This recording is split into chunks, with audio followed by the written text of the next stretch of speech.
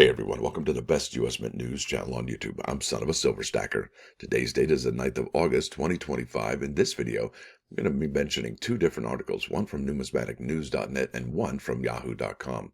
Now, before any of that, make sure to hit that like button.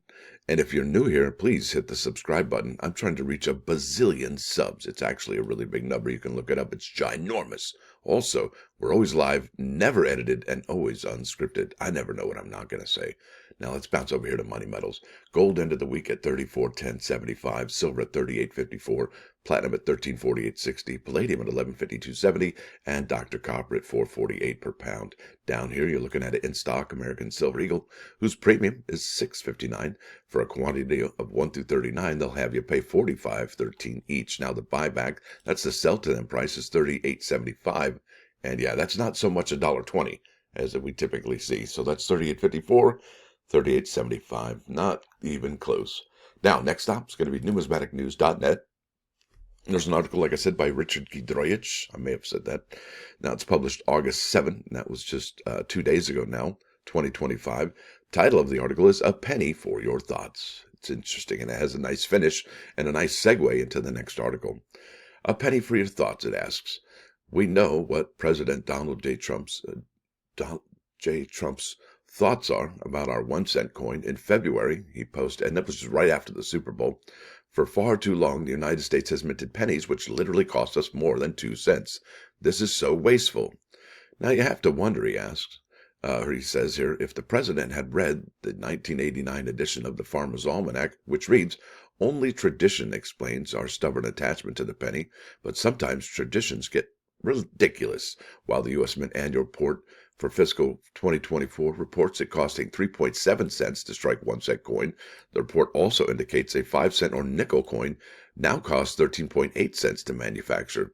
We're also hearing protests to the idea of sending our cent to the dustbin alongside the half cent and other now extinct denominations. And what's interesting is, I think at the end of September 30 is the final day of the fiscal year 2025, and then on October 1st, we're going to have fiscal year 2026 start, and then we're going to get the mint report, and I bet that it's probably going to be closer to 4.5 cents, maybe even 5 cents to strike a penny, and then probably closer to 15 cents to manufacture the nickel.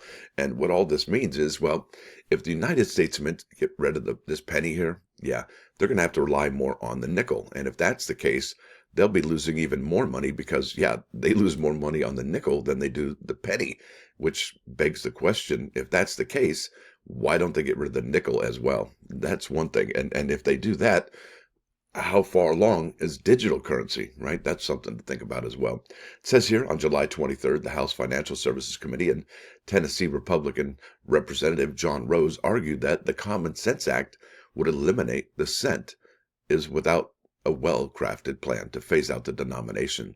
And now he doesn't want it. That's what he means. He's like, well, it's not a good idea. And as the act is written, wouldn't accomplish the goal of improving the cost and efficiency of the U.S. currency. And that's probably where they should argue that the more heavily reliance on the nickel at that point, I would imagine. Rose's arguments almost sound like those coming out of Massachusetts. Every time the future of the dollar banknote is challenged, the security paper on which our banknotes are printed comes from Massachusetts-based Crane Paper Company. So I guess what they may be saying here is that maybe they have a little too much personal involvement in this, because check this out. Former Senator John McCain. Now, that guy was from where? Tennessee Republican. Okay, remember that. Former Senator John McCain wanted the metal dollar coin to succeed. The metal for the coins mined in the state McCain represented. The blanks for our cents are produced at Artisan Zinc, formerly Yarden Zinc Products, in Greene County, Tennessee. There's Tennessee again. Perhaps we should question if this is another here we go again moment. The cent still has its uses. Now check this out. A Palermo, Maine contractor recently paid the bulk of a $20,000 court-imposed fine with pennies. Now that brings us to the next article. That very same gentleman, I think. There you go. Maine man pays $20,000 fine in coins. Town may charge to count them, though. Yeah, this is from Victoria Vesovsky, and this is dated Tuesday, August 5th, 2025, and it's from Yahoo News. And I will leave a link in the description for both of these. Yeah, How'd you like to count that one? That's a big Furman University, if you know what I'm talking about, to these people here who got those coins. And would you charge the guy to count that? Or would you be like, thanks, bye? You know what I mean? It's just, and remember that one guy that dipped them all in oil and then dropped them off. Yeah, remember that guy. Wow. It says a Maine man fined 20,000 for lakeshore violation and paid it all in coins. When most people get slapped with a fine, they settle it the usual way, wire transfer or check. But Maine contractor Kirk Sherman took a more unconventional route. Yeah, it was the Furman University route. And that's what I'm talking about. After buying a waterfront property on Lake Sheepscot in April of 2024, Sherman was hit with a $20,000 fine for violating the town's lakeshore ordinance. He told WABI that he'd consulted the town before closing the deal to clarify what development was allowed on the land. And it says here, while we can't speculate why they did what they did, we find it very unprofessional on their part, Palermo selectman Robert Couric told WABI. At first, Sherman said he was ready to pay $10,000 penalty and take accountability, but when the fine doubled, he decided to make a statement by paying it entirely in coins. And where did he get all those? I'm having a tough time finding pennies myself, and this guy's just hooked them up, according to WABI. Sherman's subversive protests, ouch, may have raised a few eyebrows, but it also raised bigger questions about how environmental rules are enforced and whether property owners are getting clear guidance. His frustration highlights a process that can feel murky even to those who play by the rules. It says muddy rules and heavy fines.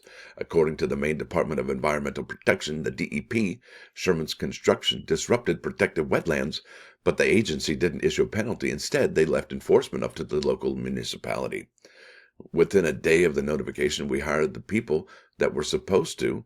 We'd contacted the DEP. We've done exactly everything the DEP asked us to do, and the DPE is fine with it. They didn't write a violation or even give a fine, Sherman said, explaining his efforts to fix the situation.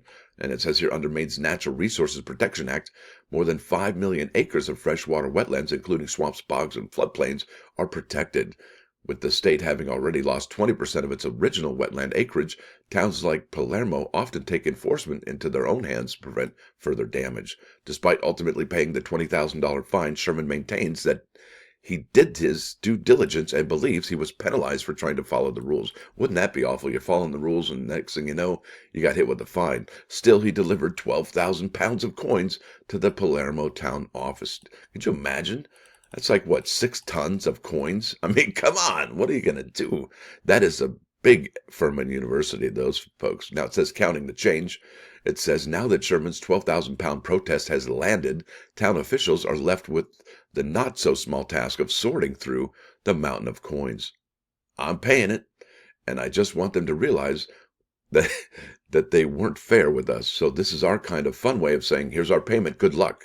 Now it says Palermo officials are reportedly considering whether to add a handling fee for the labor involved in counting the coins, but they might not have to sort it all by hand.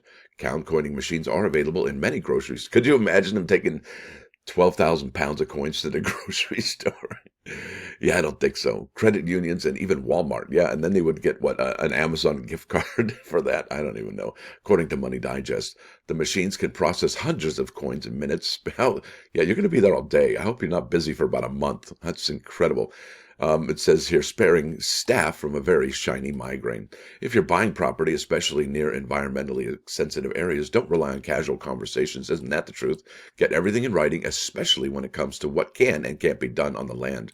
Local and state rules can be strict, so it's worth taking the time to research those rules before signing anything. And that's right. And that's why it's important to have a good realtor with you, because, well, you might end up paying a fine that you didn't want to. So remember, I am a realtor, and I can hook you up anywhere in the United States. I'm part of Keller Williams, and we have over 200,000 agents actually worldwide. So no matter where you are in the United States, I can get you a good agent. That means anywhere in Florida, anywhere in Montana, Washington, LA, New York, nonstop, anywhere in between. Now let's go to the +1 action.